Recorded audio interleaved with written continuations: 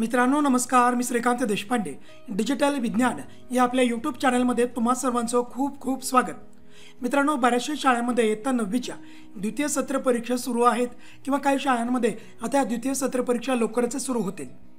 त्यानुसार मित्रांनो, इयत्ता 9वीच्या विज्ञान या विषयासाठी या सर्व विद्यार्थ्यांची चांगल्या प्रकारे तयारी व्हावी त्यानुसार आपण द्वितीय सत्र परीक्षा 2022 साठी एक नमुना प्रश्नपत्रिका घेऊन आलेलो।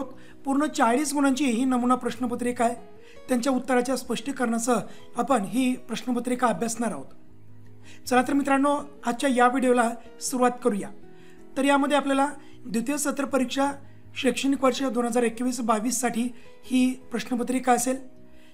वर्ग आहे इयत्ता 9वी, विषय असेल विज्ञान आणि तंत्रज्ञान भाग 1। तरी प्रश्नपत्रिका सोडवण्यासाठी आपल्याला वेळ दिला जाईल 2 तासांचा। एकूण गुण असतील 40 गुण। मित्रांनो, ही कृतीपत्रिका अथवा प्रश्नपत्रिका 40 गुणांची जरी असली तर आपण विकल्पासह ऑरसह सर्वच प्रश्न या व्हिडिओमध्ये सोडवणार आहोत। त्यानुसार ही 60 गुणांची कृतीपत्रिका असेल आजच्या या व्हिडिओसाठी। तर या ठिकाणी आपल्याला काही सूचना दिलेल्या असतील। सर्व प्रश्न आपल्याला सोडवणे आवश्यक आहेत। आपल्या या कृतीपत्रिकेमध्ये प्रश्नपत्रिकेमध्ये एकूण 4 प्रश्न आहेत। ते सर्वच प्रश्न आपल्याला चांगल्या प्रकारे सोडवायचे आहेत। त्यानंतर दुसऱ्या क्रमांकाची सूचना, गणकयंत्राचा वापर आपल्याला करता येणार नाही, म्हणजे कॅल्क्युलेटरचा वापर आपल्याला या ठिकाणी करता येणार नाहीये। त्यानंतर प्रश्नाच्या उजवीकडे दिलेली संख्या त्या प्रश्नाचे पूर्ण गुण दर्शवत आहेत। सूचना क्रमांक 4, प्रत्येक बहुपर्यायी प्रश्नाच्या उत्तराचे प्रश्न क्रमांक 1 याचे मूल्यमापन केवळ प्रथम प्रयत्नातील पर्याय ग्राह्य धरून केले जाईल व त्यालाच गुण दिले जातील। म्हणजेच प्रश्न पहिला मध्ये आपण उत्तर लिहित असताना प्रथम प्रयत्नामध्येच आपण उत्तर लिहिणे आवश्यक आहे, कारण या प्रथम प्रयत्नालाच आपल्याला गुण दिले जातील। त्यानंतर त्यामध्ये सुधारणा करून आपण नवीन उत्तर लिहिण्याचा प्रयत्न केला तर त्याला गुण दिले जाणार नाहीत। सूचना क्रमांक 4 विषयी आपण पुढे माहिती घेणारच आहोत प्रश्नपत्रिका सोडवत असताना। त्यानंतर सूचना क्रमांक 5, बहुपर्यायी प्रश्नाचे उत्तर लिहिताना उपप्रश्न क्रमांक लिहून त्यासमोर अचूक पर्यायाचे वर्णाक्षर म्हणजे अ, ब, क किंवा ड असं लिहायचं आहे। उदाहरणार्थ 1चं उत्तर अ, 2चं उत्तर ब किंवा उपप्रश्न क्रमांक 3चं उत्तर क या प्रकारे। ह्याची देखील माहिती आपण प्रश्नपत्रिका सोडवत असताना घेणारच आहोत। याची देखील माहिती आपण प्रश्नपत्रिका सोडवत असताना घेणारच आहोत। सूचना क्रमांक 6, आवश्यक तेथे शास्त्रीय व तांत्रिकदृष्ट्या योग्य नामनिर्देशित आकृती आपल्याला काढायची आहेत।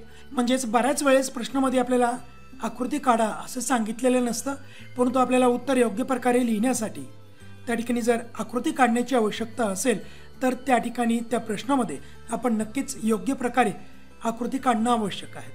तर मित्रांनो, आजच्या या प्रश्नपत्रिकेमधील पहिल्या प्रश्नाला आपण सुरुवात करत आहोत। प्रश्न पहिला खालील विधानांच्या क्रमांकापुढे पर्यायाचा योग्य क्रमांक लिहा। प्रश्न पहिला आपल्याला 5 गुणांसाठी असेल। यामधील पहिला उपप्रश्न, समुद्रात बुडालेले एखादे जहाज मोठी वस्तू शोधण्यासाठी टिंबटिंब तंत्रज्ञान वापरले जाते। पर्याय दिलेत अ, सोनार, दुसरा पर्याय ब, रडार, तिसरा पर्याय क, सोनोग्राफी, चौथा पर्याय ड, कर्णश्रवणी। तरच आपल्याला योग्य उत्तर लिहायचं। योग्य उत्तराचा योग्य पर्याय क्रमांक लिहायचा आहे। तर मित्रांनो, याचं योग्य उत्तर आहे सोनार। तर याचा आपल्याला पर्याय क्रमांक लिहायचा आहे। तर हा प्रश्न कसा सोडवायचा? प्रश्न पहिला अ यामधील उपप्रश्न क्रमांक 1 लिहिलेला आहे आपण। तर याचा योग्य उत्तराचा योग्य पर्याय क्रमांक आपल्याला लिहायचा आहे। केवळ इतकंच लिहायचं मित्रांनो।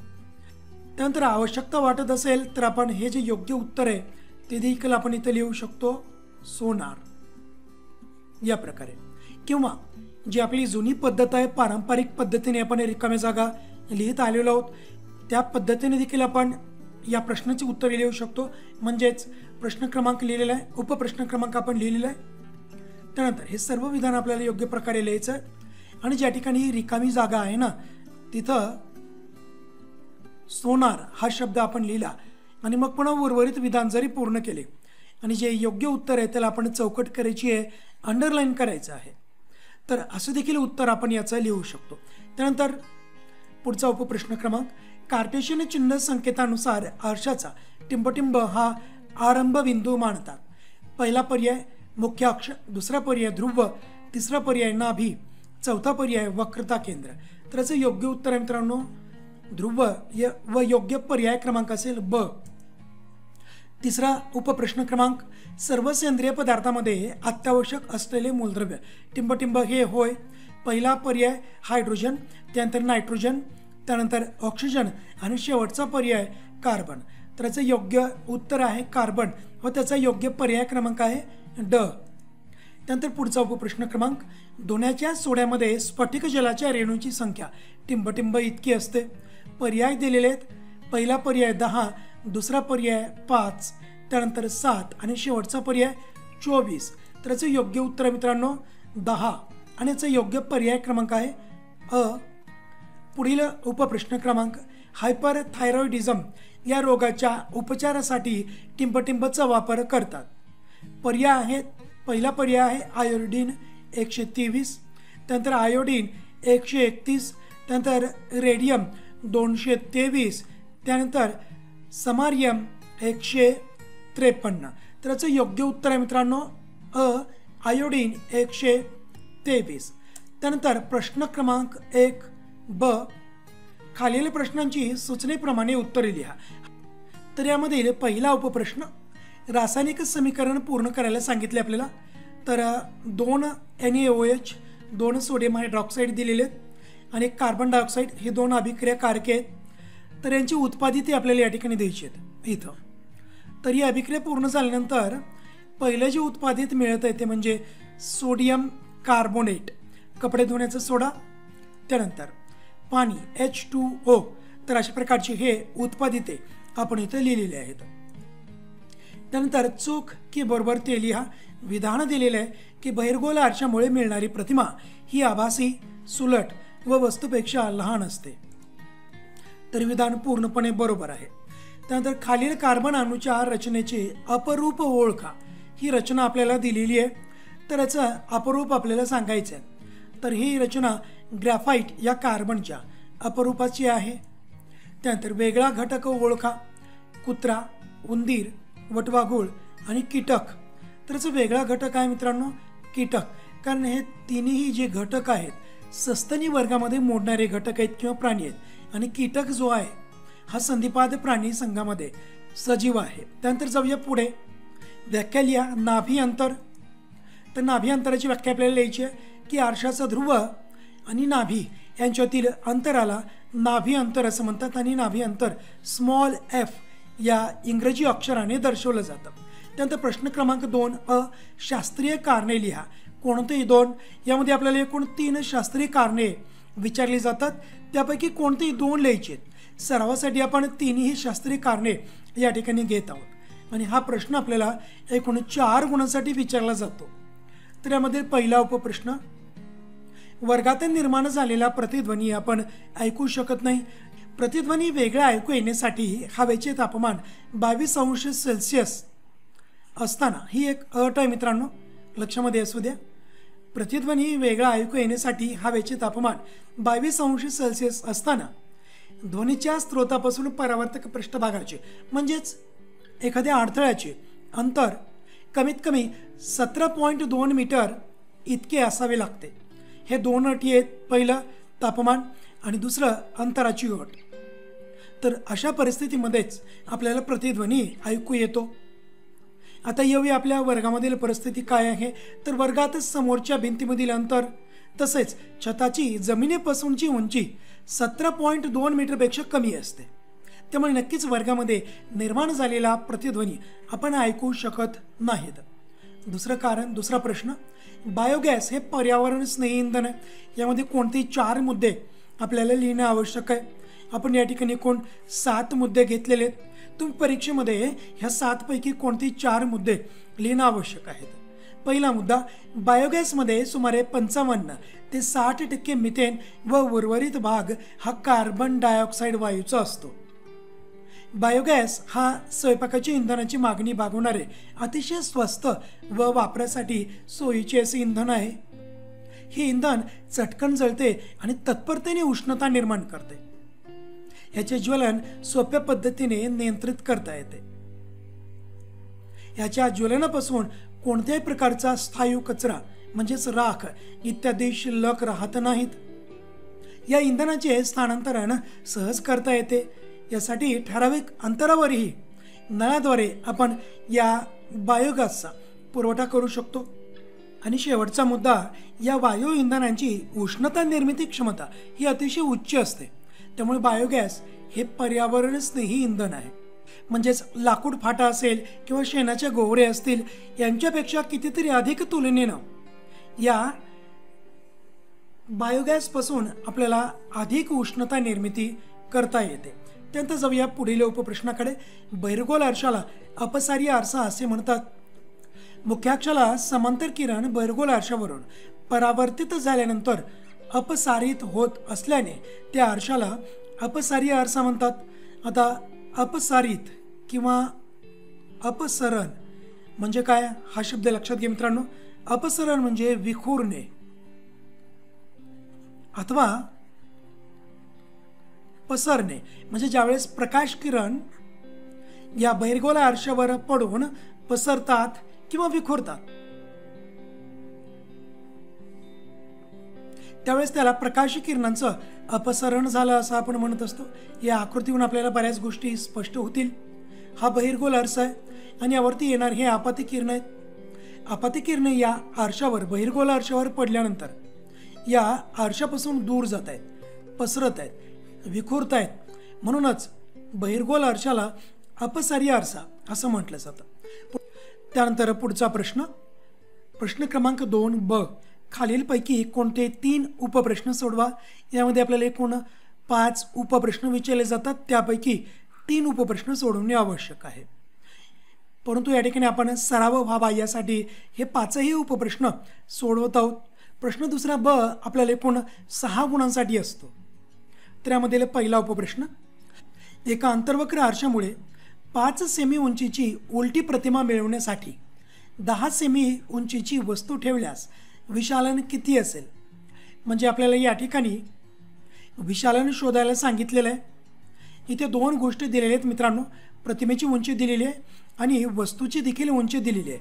तर यानुसार आपल्याला विशालन शोधायचं आहे. तर या उदाहरणामध्ये ज्या काही गोष्टी दिलेल्या आहेत त्या गोष्टी आपण सर्वात अगोदर मांडून घेऊया. दिलेली माहिती. तर यामध्ये वस्तूची उंची दिलेली आहे. सर्वात अगोदर वस्तूची उंची किती आहे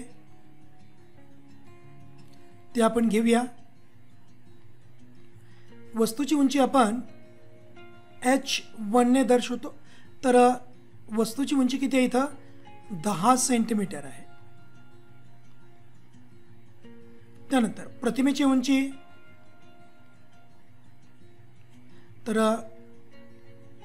प्रतिमा उंची आपण दर्शवत असतो h2 ने. हे किती आहे 5 सेंटीमीटर आहे. शोधायचं का आपल्याला विशालन. म्हणजेच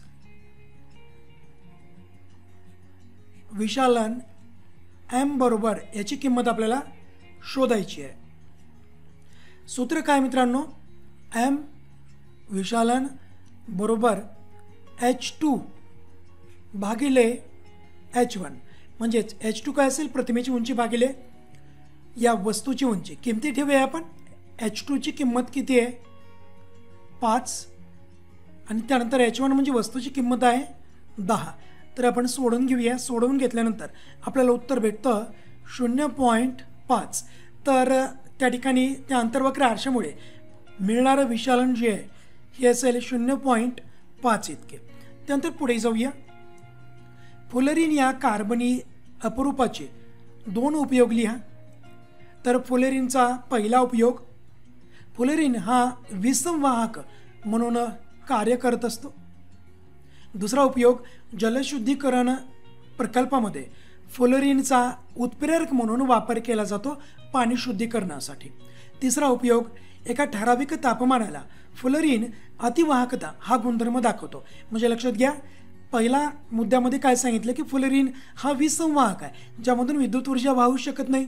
परंतु एका विशिष्ट तापमानाला तापमान जर बदल केला आपण तर फुलरीन हा अतिवाहकतेचा गुणधर्म दाखवतो.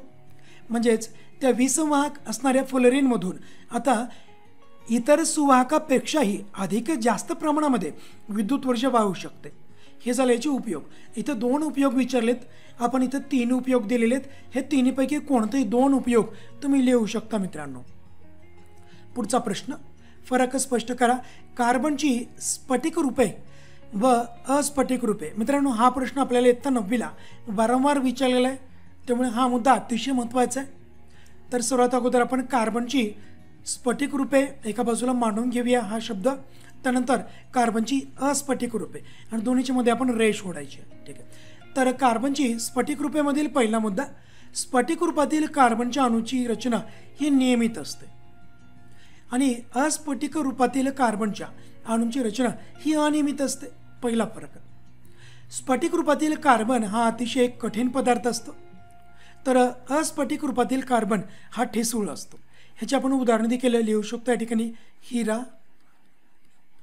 आणि त्यानंतर इथं ग्रॅफाइट. त्यानंतर पुढचा उपप्रश्न, खालील आकृतीमध्ये ध्वनीची कोणती पद्धत दर्शवली आहे? यात कोणत्या प्रकारच्या ध्वनी तरंगाचा वापर केला जातो? दुसरा एक प्रश्न या ठिकाणी बी मध्ये विचारलेला आहे की याचे कोणते 2 उपयोग लिहा.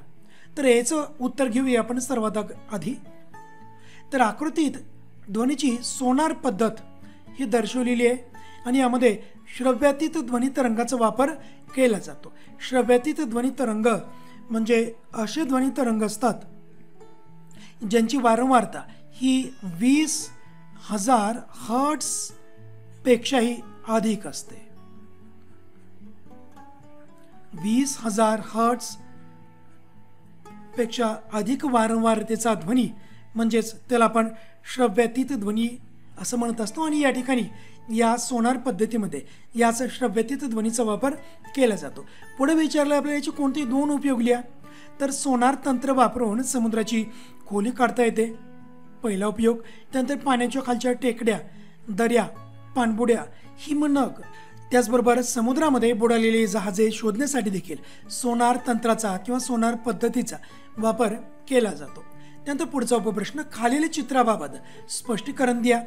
तर चित्र तुम्ही काळजीपूर्वक पाहायचं आहे आणि या संदर्भात आपल्याला माहिती द्यायची आहे, स्पष्टीकरण द्यायचं आहे.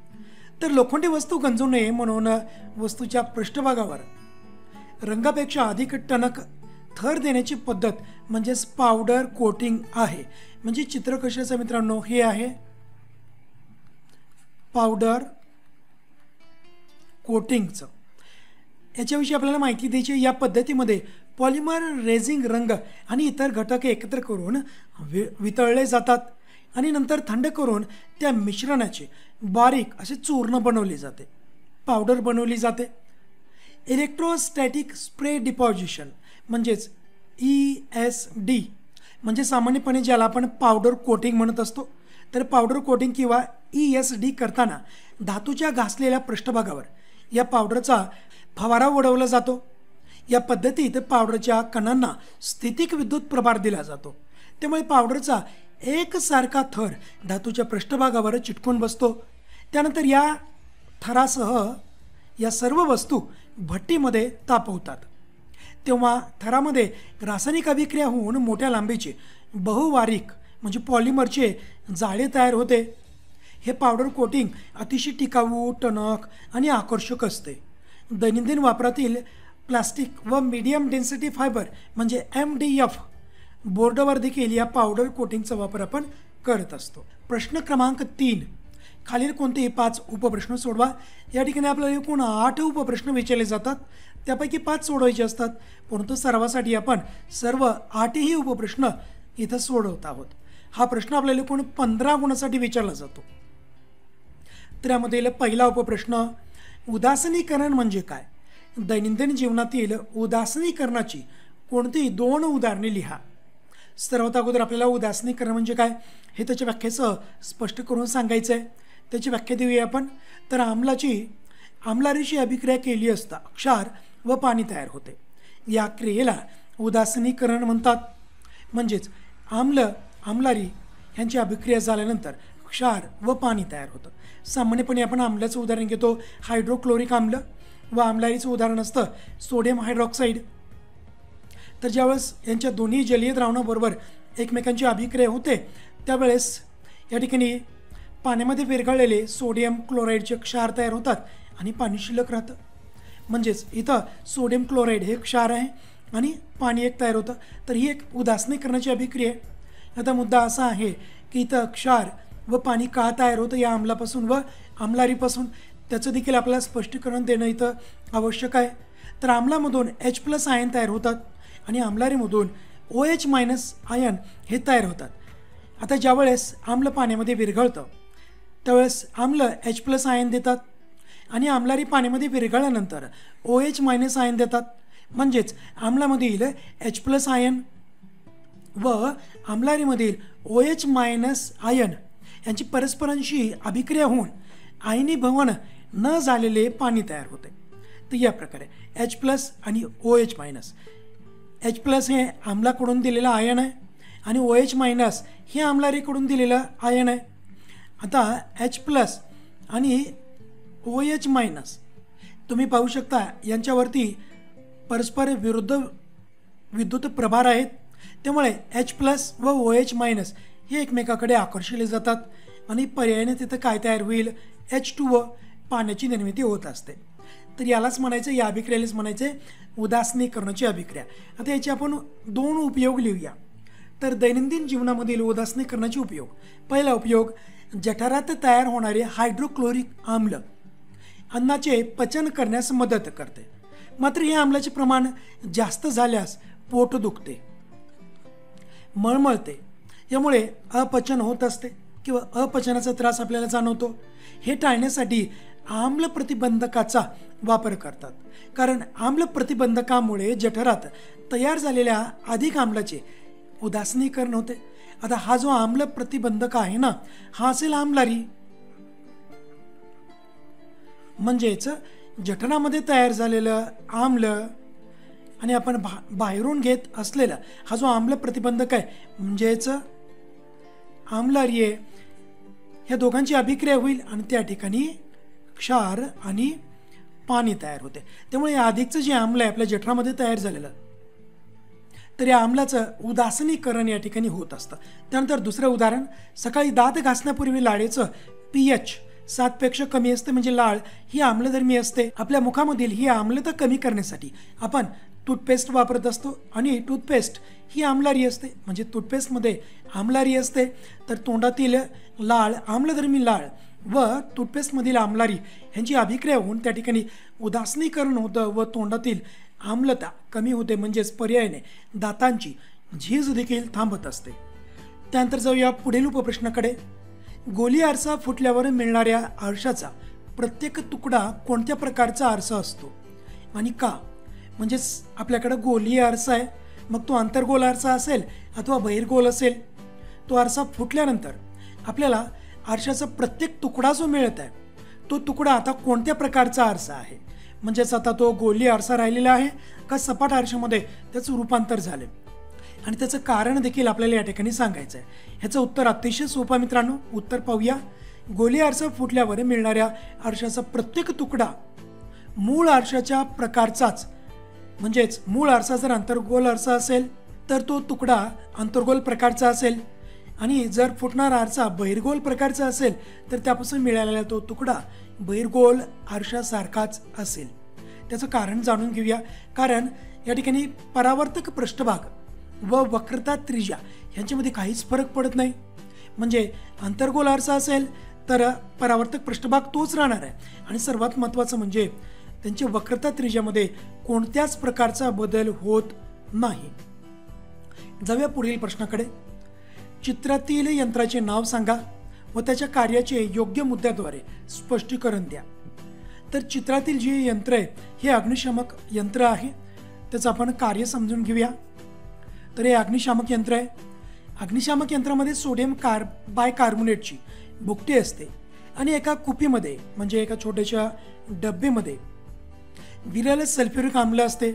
कळ दाबल्यानंतर कुपीतील हे जे ठेवलेले आम्ल आहे हे सोडियम बायकार्बोनेटवर पडते आणि त्या ठिकाणी रासायनिक अभिक्रिया होते व तिथून कार्बन डायऑक्साईड हा वायू मुक्त होऊन बाहेर पडतो।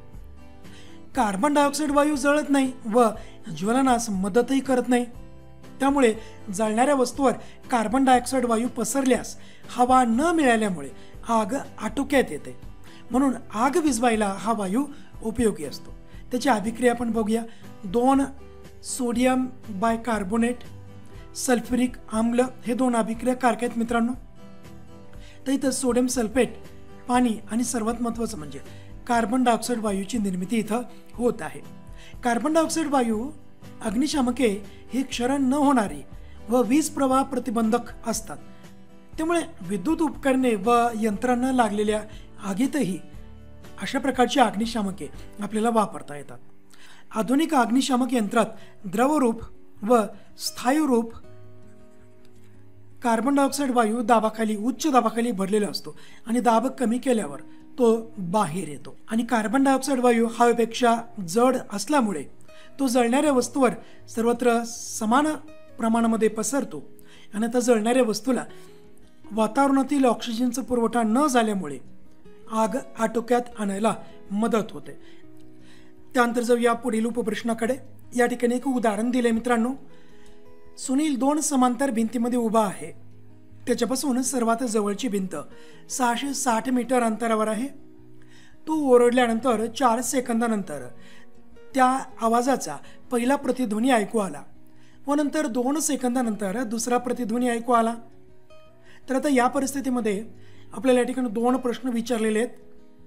त्यातील पहिला म्हणजे ध्वनीचा हवेतील वेग किती असेल आणि दुसरा प्रश्न 2 भिंतीमधील अंतर किती असेल. तर या ठिकाणी आपल्याला नेमक्या कोणकोणत्या गोष्टी दिलेल्या आहेत हे लक्षात घेणं आवश्यक आहे मित्रांनो. त्यानुसार आपण इथे लिहूया दिलेली माहिती. तर या ठिकाणी 2 भिंतीमधील अंतर दिलेलं आहे. हे अंतर आपण घेऊया S बरोबर 660 मीटर. त्यानंतर कालावधी दिलेला आहे. कालावधी किती आहे? T बरोबर 4 सेकंद आहे. पहिल्या वेळेस 4 सेकंद आहे, त्याला आपण T1 घेऊया. हा असेल 4 सेकंद. आता लक्षात घ्या या ठिकाणी 4 सेकंद आहे. ओरडल्यानंतर 4 सेकंदानंतर त्याला पहिला प्रतिध्वनी ऐकू आला. म्हणजे समजा हा सुनील इथे थांबलेला आहे आणि याच्या पुढे भिंत आहे आणि त्याने आवाज दिल्यानंतर 4 सेकंदानंतर त्याला पहिला प्रतिध्वनी ऐकू आला. म्हणजेच या भिंतीपर्यंत त्या ध्वनी तरंगाला जाण्यासाठी किती वेळ लागलेला आहे? तर नक्कीच 2 सेकंद हा इतका वेळ लागलेला असेल. कारण 4 सेकंद वेळ कशाला लागलेला आहे? आवाज त्या भिंतीपर्यंत जाणे आणि परत येणे यासाठी लागलेला आहे. मग भिंतीपर्यंत जाण्यासाठी आवाज भिंतीपर्यंत जाण्यासाठी केवळ 2 सेकंद इतकाच वेळ लागलेला असेल. म्हणजेच याला आपण असंही लिहू शकतो की 4/2 सेकंद. पुढे आपल्याला विचारलेला आहे पहिला मुद्दा की ध्वनीचा हवेतील वेग किती असेल. तर लक्षात घ्या त्यासाठी एक सूत्र आहे की S बरोबर V गुणिले T. T आपल्याला माहीत आहे, V ची किंमत शोधायची आहे, S ची किंमत माहीत आहे. S बरोबर किती आहे? 660 बरोबर. V ची किंमत शोधायची आहे. T ची किंमत किती आहे मित्रांनो? 4/2. ह्याला आपण कंसामध्ये घेऊया. हे सेकंद आहे बरोबर. सोडवून घेऊया. इथं 660 बरोबर V गुणिले इथं उत्तर किती येईल? 2. 4/2 2 आलेलं आहे. चला V ची किंमत शोधायची आहे. तर V बरोबर काय येईल? 660 भागिले 2. इथं उत्तर किती येईल मित्रांनो? 660 भागिले 2 म्हणजेच 330 मीटर प्रति सेकंद इतका वेग असेल ध्वनीचा त्या ठिकाणच्या त्या हवेमध्ये. तर 2 भिंतीमधील अंतर शोधण्यासाठी आपण S1 अधिक S2. तर यानुसार थोडा बदल होईल सूत्रामध्ये. काय बदल होईल पहा मित्रांनो. तर आपल्याला माहिती आहे S बरोबर काय आहे? V गुणिले T आहे. त्यानुसार V गुणिले T1 पहिला वेळ अधिक V गुणिले T2 दुसरा वेळ काय आपल्याला 2 सेकंदानंतर असा वेळ दिलेला होता. त्यानुसार इथे किमती ठेवूया आपण. तर या सूत्रामध्ये थोडासा बदल होईल. V कंसामध्ये T1 अधिक T2 कंस बंद करूया. V ची किंमत आपण आत्ताच काढलेली 330. त्यानुसार किंमत ठेवूया 330 कंसामध्ये T1 ची किंमत माहिती आहे आपल्याला 4/2 अधिक T2 ची किंमत ही किती असेल 6/2 कंस बंद करूया.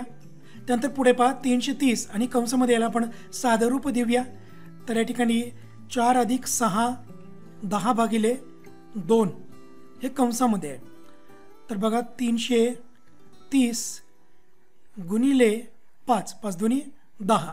त्यानुसार 330 गुणिले 5 ह्याचं उत्तर किती येईल मित्रांनो? 1650 मीटर. म्हणजेच या ठिकाणी त्या दोन भिंतीमधील अंतर जे आहे हे असेल 1650 मीटर इतके. त्यानंतर जाऊया पुढील उपप्रश्नाकडे. ध्वनी शोषक साहित्याचा वापर कोणत्या ठिकाणी व का केला जातो? तर ध्वनी शोषक साहित्याचा वापर सभागृह, चित्रपटगृह अशा ठिकाणी केला जातो. त्याचं कारण आपल्याला सांगायचं आहे. सभागृहात अथवा चित्रपटगृहामध्ये प्रतिध्वनी निर्माण होऊ नये म्हणून असं केले जाते.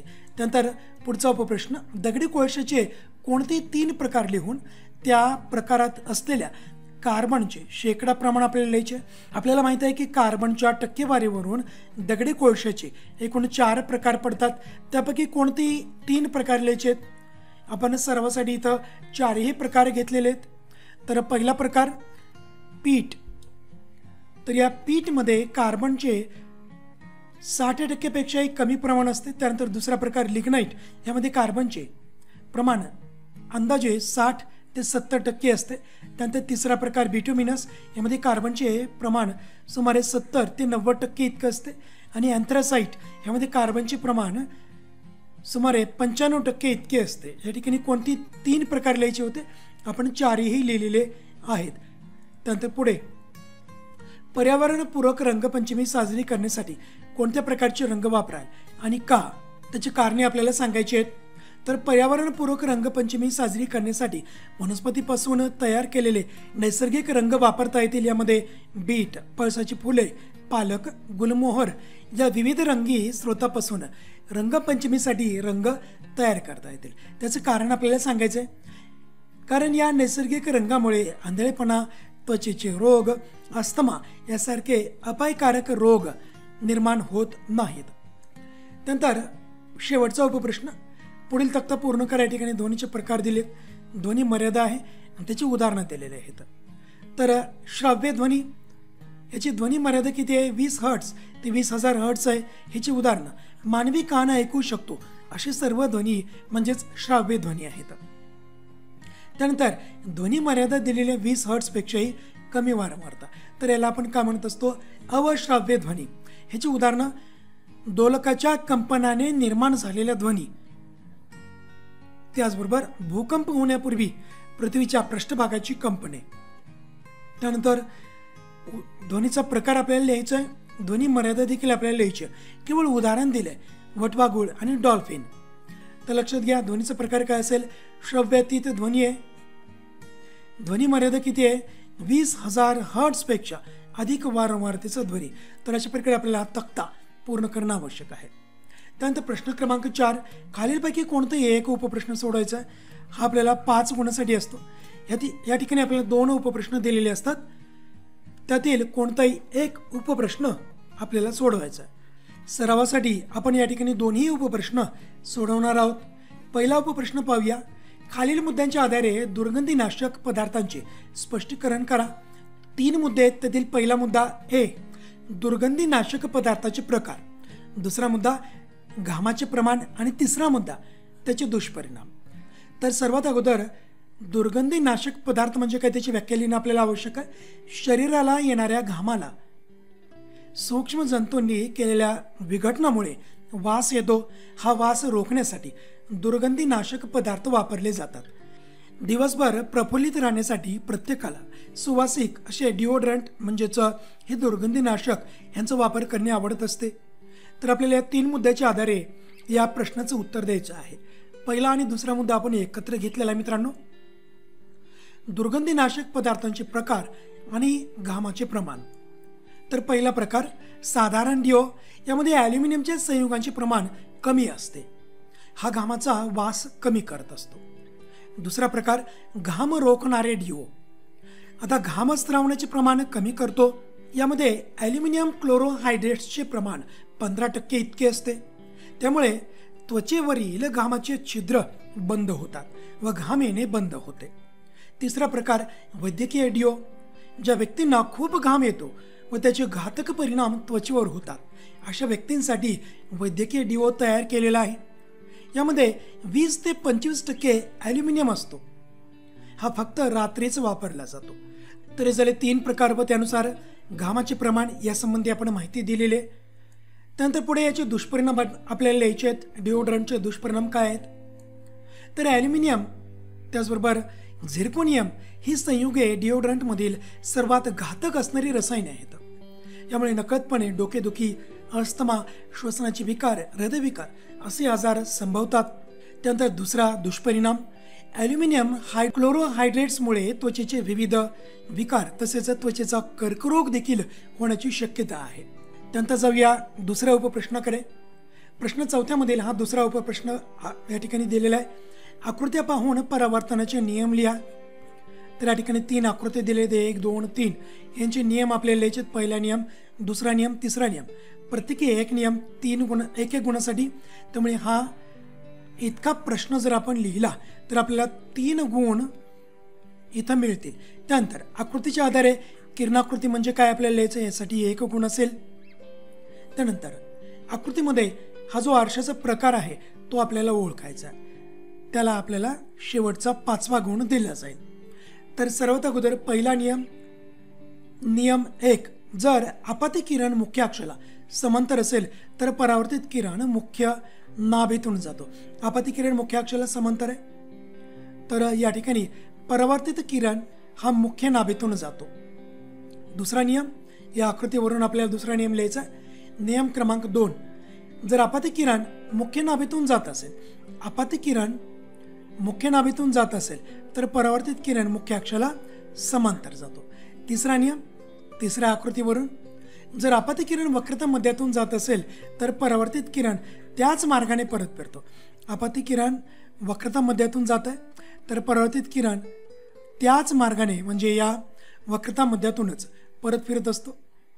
त्यानंतर पुढे काय विचारलं पहा, आकृतीच्या आधारे किरणाकृती म्हणजे काय त्याची व्याख्या लिहायची आपल्याला. तर किरणाकृती म्हणजे प्रकाश किरणाच्या मार्गक्रमणाचे विशेष चित्रीकरण म्हणजेच किरणाकृती आहे.